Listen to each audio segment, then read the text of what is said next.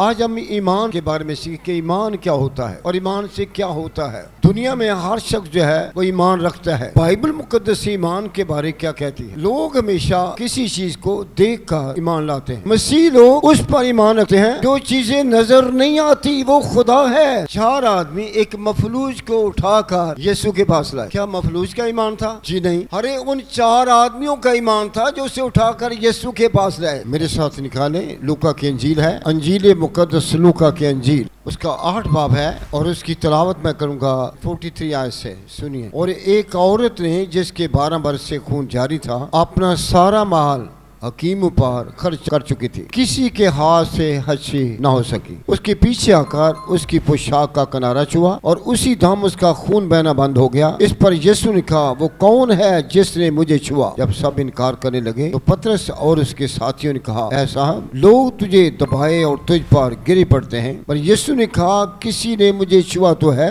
क्योंकि मैंने मालूम किया कि कुव्वत मुझसे निकली है। जब उस औरत ने देखा मैं छुप नहीं सकती तो कांपती हुई उसके आगे गिरकर सब लोगों के सामने बयान किया, मैंने किस बात से तुझे छुआ और किस तरह उसी दम शफा पाई। यीशु से कहा, बेटी तेरे ईमान ने तुझे अच्छा किया, सलामत चली जा। खुदा के पाक और मुकद्दस कलाम के बड़े सुनिबस की बरकत हम कहेंगे खुदा का शुक्र हो। बैठते हैं। ये जो पैगाम है 12 वर्ष की औरत का पैगाम, आज इस पैगाम से हम क्या सीखेंगे? क्या सारे पैगाम के अंदर यीशु मसीह उसके बारे ये ऐलान करते हैं, बेटी तेरे ईमान ने तुझे अच्छा कर दिया, तेरे ईमान ने तुझे अच्छा किया, सलामत चली जा। अब ये हमें समझ आ गई यीशु मसीह उस बेटी की शफा के लिए ईमान का जिक्र करते हैं। आज हम ईमान से के बारे में सीख के ईमान क्या होता है और ईमान से क्या होता है। दुनिया में हर शख्स जो है वो ईमान रखता है, लेकिन ईमान मुख्तलिफ शख्सियत पर या मुख्तलिफ बुतों पर या किसी और चीज पर यकीन कर लेते हैं, मान लेते हैं। लेकिन बाइबल मुकद्दस ईमान के बारे क्या कहती है। लोग हमेशा किसी चीज को देखकर ईमान लाते हैं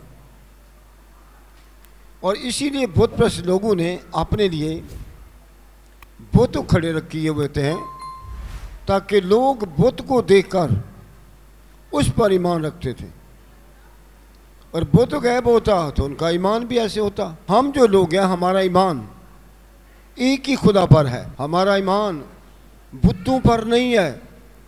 मसीह कौम बुत परस्त नहीं है। मसीह कौम को तो ये बाइबल मुकद्दस का ये हुक्म है, तो मेरे हजूर गैर माबूदों को ना मानना, मेरे हजूर गैर माबूदों को ना मानना। खुदा के 10 हुक्म हैं जो तो हजरत मूसा अलैहिस्सलाम को पहाड़ पर से खुदा ने लिख कर दिए थे। ये समझ आ गई कि मसीही लोग जो हैं ये गैर माबूदों को या बुतों की पूजा नहीं करते।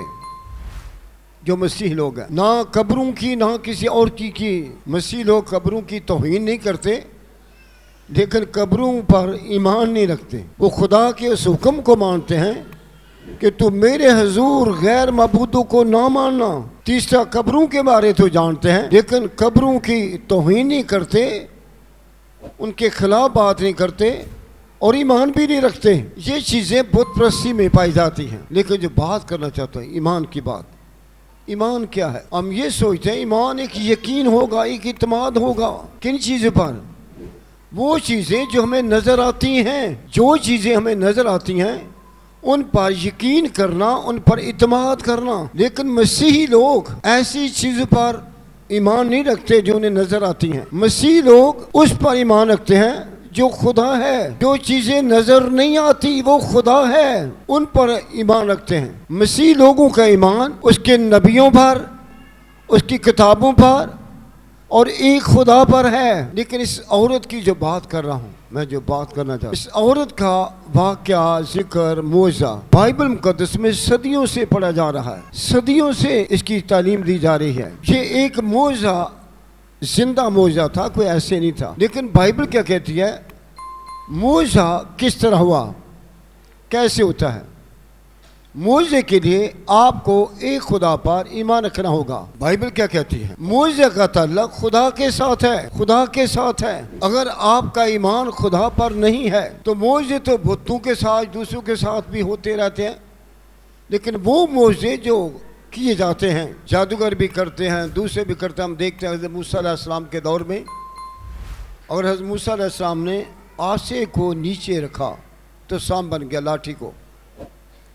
तो जादूगरों ने भी ऐसा किया। जादूगर का मौजा इल्म मिस्परिज्म था, किसी चीज को असल को बदलना, हकीकत नहीं होता। जादूगर के मौजे हकीकत में नहीं होते, लेकिन यीशु मसीह जो मौजे करता है वो हकीकत में होता है। ये 12 वर्ष की औरत का जो मैंने हवाला पढ़ा है, यीशु ने उसकी तारीफ की, बेटी तेरे ईमान ने तुझे अच्छा कर दिया। पहली बात, ईमान का ताल्लुक है एक खुदा पर। दूसरा ताल्लुक ईमान का होता है खादमों पर, उसके नबियों और रसूलों पर, क्योंकि बाइबल में क्या है, मेरे नाम से यीशु कहता है अपने शागिर्दों को, अपने खादमों को मेरे नाम से मोजज़े करना, मैं मोजज़ों के लिए आपको तैयार कर रहा हूँ, मैं तुमको कुव्वत के लिबास में मुलब्बस करता हूँ। यीशु मसीह अपने खादमों को, अपने नबियों को कुव्वत देते हैं, और यीशु कहा तुम तो मेरे से भी बड़े बड़े काम करोगे।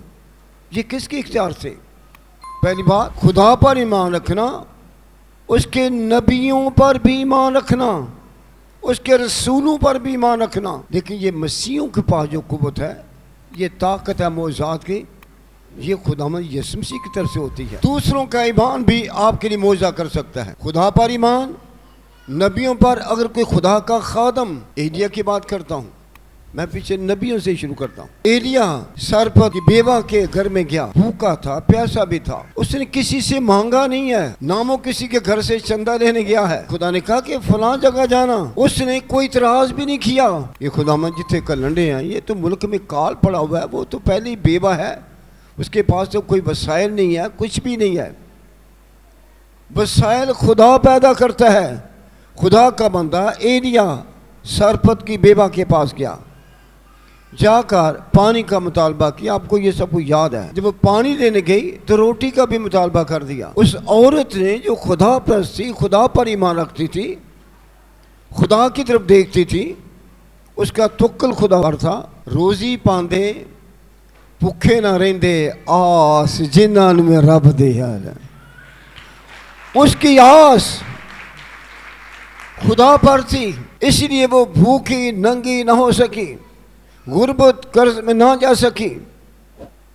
जब गया तो उसने कह दिया मेरे पास एक मुट्ठी आटा है, थोड़ा सा तेल है, अभी मैं लकड़ियाँ चौंधे हूँ, शायद उसकी एक रोटी भी नहीं बनेगी, तो मैं और मेरा बेटा है खाएंगे, फिर मौत का इंतज़ार करेंगे। एलिया ने कहा, एलिया ने क्या कहा? मौजे के बाद नबियों के वसीले, खादमों के वसीले यीशु मसीह अपने खादमों को इख्तियार देता है। और हमारे चर्च के अंदर ये मौजे होते हैं, तो ये मेरा बात नहीं होती कि मैं मौजे करता हूँ या मेरे बेटे के वसीले से होते हैं, ऐसी बात नहीं है। ये मौजों का इख्तियार खुदा की तरफ से है। मौजों का इख्तियार मैंने तुम्हें इख्तियार दिया, समझ आ गई? ऐसा खादम, ऐसा नबी, ऐसा रसूल जिसको मौजे के लिए खुदा इख्तियार देता है। मैंने बताया है कि तीसरे नंबर पर खादमों के वसीला से शफा होती है। एलिया ने मौजा किया, मौजू का तो जिक्र खत्म नहीं होता। दूसरों के ईमान से भी मौजा होता है। और ईमान क्या? खुदा पर, यीशु मसीह पर। 4 आदमी एक मफलूज को उठाकर यीशु के पास लाए। क्या मफलूज का ईमान था? जी नहीं। अरे उन 4 आदमियों का ईमान था जो उसे उठाकर यीशु के पास लाए। खुदा पर ईमान रखें, उसके नबियों और रसूलों पर ईमान रखें। अब मैं बताता हूँ खुदा के खादमों का ईमान जब किसी पर हाथ रखते हैं, और बाइबल क्या कहती है, इस ईमान का ताल्लुक शफा के अलावा निजात पर भी है। किस तरह? सुनिए, तू यीशु मसीह पर ईमान ला, तू और तेरा घराना भी निजात पा जाएगा। 4 आदमी यीशु मसीह के पास लेकर मफलूज को। मफलूज तो बेचारा बाजार में पड़ा रहता, गली के बाहर रहता था, लोग आते जाते, लोग हाल पूछते, हो सकता है कि उसकी 4 पाई पर कुछ पैसे भी रख कर जाते होंगे। इस तरह वो भी बेचारा खाता होगा, घर वाले भी खाते। घर वालों को जरूरत नहीं थी कि वो शफा पा जाए। आज भी ऐसे लोग हैं जो बीमारों के वसीला से अपने पेट पालते हैं। लेकिन जब 4 आदमी यीशु मसीह के पास उठा कर लाए तो ईमान किनका था? उन दूसरों का ईमान था। हम यीशु के पास लेकर जाएंगे। यीशु मसीह अंधों को आंखें देता है, यीशु मसीह लंगड़ों को चलाता है, यीशु मसीह मुर्दों को जिंदा करता है। एक एक मौजज़ा वो गिन रहे थे, चारे आदमी एक एक मौजज़ा गिन रहे थे। 4 आदमी उठाकर यीशु के पास लाए, वो भी पूछता किधर लेकर जा रहे मुझे। एक एक शख्स उसको गवाही, 4 आदमी उसको गवाही दे रहे थे। मैंने जवाब पाया, हर आदमी अपनी गवाही देता है। जो यीशु मसीह पर ईमान लाता है उसके अंदर गवाही है। अगर आपके अंदर कोई भी गवाही नहीं है, ऐसा लगता है कि आपका मसीह यीशु पर ईमान नहीं है। लेकिन जिसका मसीह यीशु पर ईमान है वो अपने अंदर गवाही रखता है। ये 4 आदमी अपने अंदर गवाही रखते थे और अपनी अपनी गवाही मफलूज को बता रहे थे। मफलूज का भी हो सकता है थोड़ा ईमान बन गया होगा और उसे कहते थे, अरे तू नहीं चलना चाहता, अरे तू नहीं उठ सकता, सब कुछ कर सकता है तू, बस तेरी जरूरत है कि तू यीशु के पास जाए। खुशी के साथ यीशु के पास आया। यीशु मसीह ने आते ही उसे कहा, तेरे गुनाह माफ हुए, तेरे गुनाह माफ हुए। जब ये सुना लोगों ने, फकीयों फरीसियों ने, उनका इस बात पर ईमान नहीं था कि जमीन पर कोई शख्स गुनाहों को माफ नहीं कर सकता। पर हम सब का ईमान है गुनाहों को माफ कर सकता है तो सिर्फ खुदा का बेटा यीशु कर सकता है, और कोई नहीं कर सकता। बाइबल कहती है, किस तरह सुनिए मैं उस मफलूज की बात, बेटा तेरे गुनाह माफ हुए। लोग क्या कह रहे हैं, शरा के आलम, मजहबी लोग, जमीन पर कोई शख्स गुनाह माफ नहीं कर सकता, किसी को गुनाह माफ करने का कोई इख्तियार नहीं है। बाइबल इसकी सच्चाई है, तौरात सच्चाई है, ज़बूर सच्चाई है, सहीफ़े अंबिया सच्चाई है। और यशायाह कहता है, उसके मार खाने से हमने शिफा पाई। मूसा सांप को बल्ली पर लटका देता है। जो कोई इस सांप को देखेंगे पीतल का बना हुआ है, वो भी किस बात कर रहा है, वो यीशु मसीह को बता रहा था। ये पीतल के सांप का आपको अगर इल्म नहीं होगा तो थोड़ा सा उसके तलक से बहुत से दलाइल हैं। यीशु मसीह जब मसलूब हुए, उनके बाएं और दाएं डाकू थे। किस तरह, बाएं ने देखा होगा लेकिन बाएं डाकू का ईमान नहीं था, वो उसे सजा याफ्ता समझ रहा था। वो कुछ पता नहीं कैसे ख्याल कर रहा था, उसकी आवाज, उसके मुंह से ईमान की कोई बात नहीं है। बगैर ईमान लाए कोई शख्स निजात नहीं पा सकता।